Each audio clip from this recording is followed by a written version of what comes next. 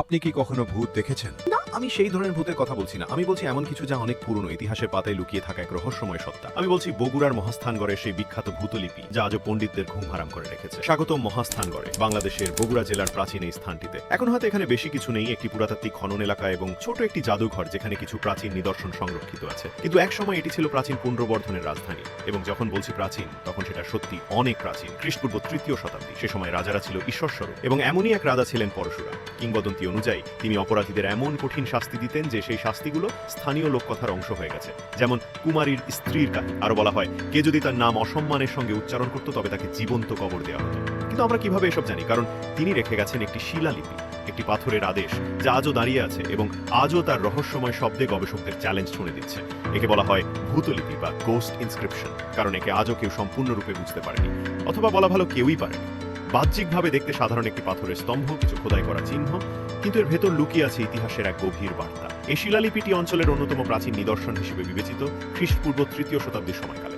এতে পরশুরাম নামের রাজার কথা উল্লেখ আছে এবং সেই বেরিয়াল স্টোরি, কুমারীর স্ত্রীর কাহিনীরও উল্লেখ আছে। কিন্তু সমস্যা হলোই লিপিটি সংস্কৃতে লেখা, কিন্তু ব্যবহৃত হয়েছে ব্রাহ্মী লিপি। সমস্যা হচ্ছে এটি প্রচলিত ব্রাহ্মী লিপির মতো নয়। অনেক গবেষক মনে করেন এটি কোনো প্রাচীন বাংলা ব্রাহ্মী লিপির একটি রূপ হতে পারে, তবে এটি এত পুরনো যে কেউ নিশ্চিত নয়। এই শিলালিপিটিকে এত অনন্য করে তুলেছে ঠিক কি আপনি বলুন? দেখে মনে হবে এলোমেলো কিছু চিহ্ন, কিছু আঁচড়, কিন্তু খেয়াল করে দেখলে বোঝা যায় প্রতিটি অক্ষর অত্যন্ত যত্ন সহকারে খোদাই করা হয়েছে, প্রতিটি শব্দ গভীরভাবে ভাবা। এই পাথরের স্তম্ভটি একটি সাধারণ খণ্ড নয়, এটি একটি নিখুঁত বার্তা, একটি হারিয়ে যাওয়া ভাষা যা নিজেকে বুঝতে দিতে চায় না। ইতিহাসবিদরা এই শিলালিপি নিয়ে দশকের পর দশক ধরে গবেষণা করে যাচ্ছেন। কিছুটা পড়া সম্ভব হয়েছে, তবে পুরোটা নয়। আমরা জানি এই শিলালিপিতে উল্লেখিত রাজা হলেন পরশুরাম। তিনি পুণ্ড্রবর্ধনের রাজা ছিলেন, যা প্রাচীন পুঁথি অনুসারে এই অঞ্চলেই অবস্থিত ছিল। তার শাসন ছিল ন্যায়নিষ্ঠ কিন্তু কঠোর। শিলালিপিতে অধিকাংশ স্থান জুড়ে অপরাধীদের জন্য নির্ধারিত শাস্তির বিবরণ রয়েছে। বিশেষ করে 3 লাইনের মধ্যে 5টি লাইন শুধুমাত্র একটি অপরাধের জন্য শাস্তির বর্ণনা দেয়।